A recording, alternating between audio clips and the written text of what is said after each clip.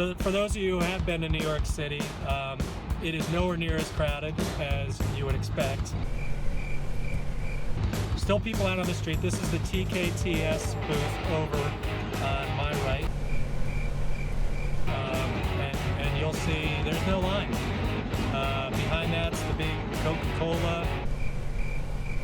Brokers are sharp and they have a lot to say. This is Brokers in Cars Getting Coffee. Hey Carlos, what's up, buddy? Hey, can I get the usual? Sure. Thanks, man. We're at Park Place Bagels in beautiful Bronxville, New York. Home of the best bagels in New York City. All right, all set. Thanks, man. Good seeing you. Have a good one. Have a great day.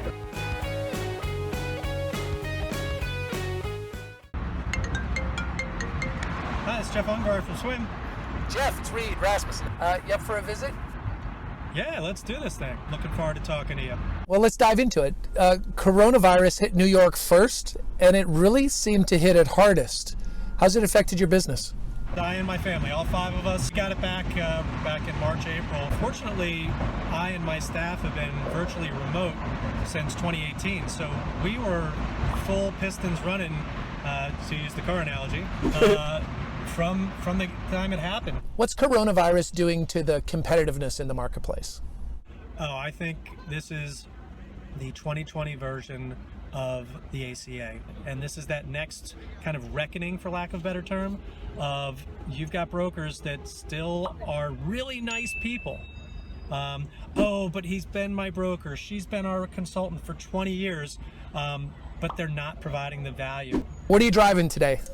Today I am in what I will call my first real binge purchase. Back in 2003, I bought a 2000 convertible Mercedes CLK 320. The right amount of luxury and the right amount of, I feel really cool in this car. How are you prospecting this year? Going back to a lot of those we'd already met.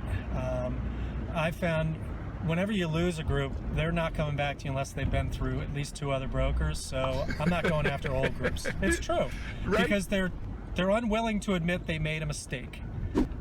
So they're not going to immediately come back to you. So I've actually looked at lost groups from 3+ years ago, as well as those groups that we had talked to over the past year. You swam in college, and in fact at Ithaca College, you're on the Athletic Hall of Fame, and we're an 11-time All-American from swimming, right? Yeah. Sophomore year, we were homely. We were looking for love in all the wrong places, and we scrapped it. We were down on our luck, and everyone on that team who were what we called lane sixers, the guys who really didn't get swim meets, everyone stepped up. It's probably my most proud year. I was captain senior year, and we were undefeated that year, but the year where we were seen to be nothing and excelled was probably the best year there. What do you think it takes to recruit somebody younger today? Telling that lifestyle story is the way to recruit somebody today. I just spent the summer at the beach, and my customers had no problem because we've been Zooming for 5 years. They didn't see the need, and they started to understand when you have a trusted workforce, you don't have to be at a desk. You don't have to police your employees. So somebody who wants flexibility, freedom, fun, and a fantastic opportunity, why wouldn't you want to get into this business? You and I were doing Movember promotion about 5 years ago, and instead of just growing a mustache like anybody normal would, you went a little extreme on your beard, right?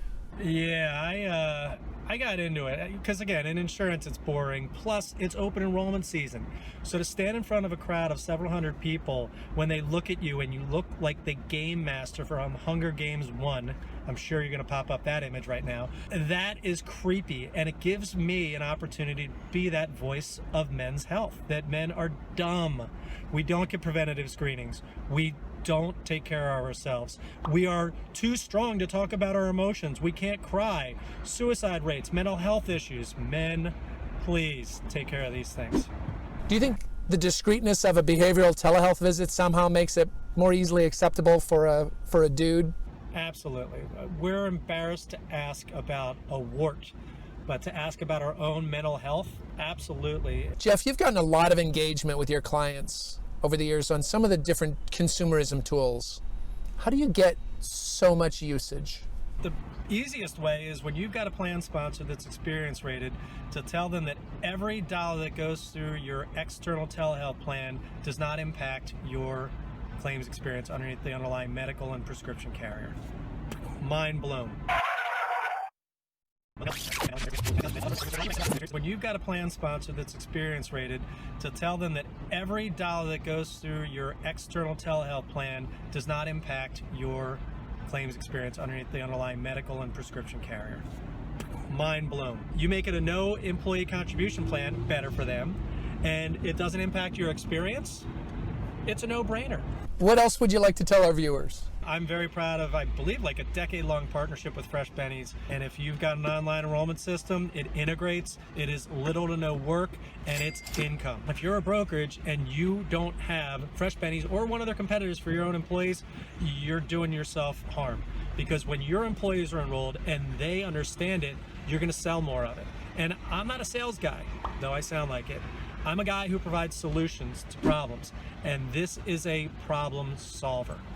Jeff, this has been fantastic. I so appreciate the chance to ride around New York with you and have a chat. Well, I kept my eyes on the road, and I was very happy to be here. I'm glad everybody could see a little bit of New York.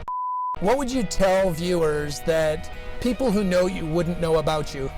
I cry during every movie. Every movie.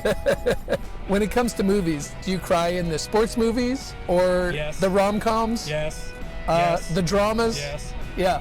Hoosiers. Oh, Yeah, for sure. Come on. Yeah. Jerry Maguire, you had me at hello.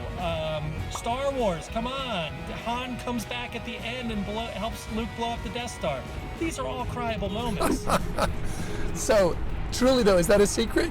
My whole family knows it, but now the viewers do.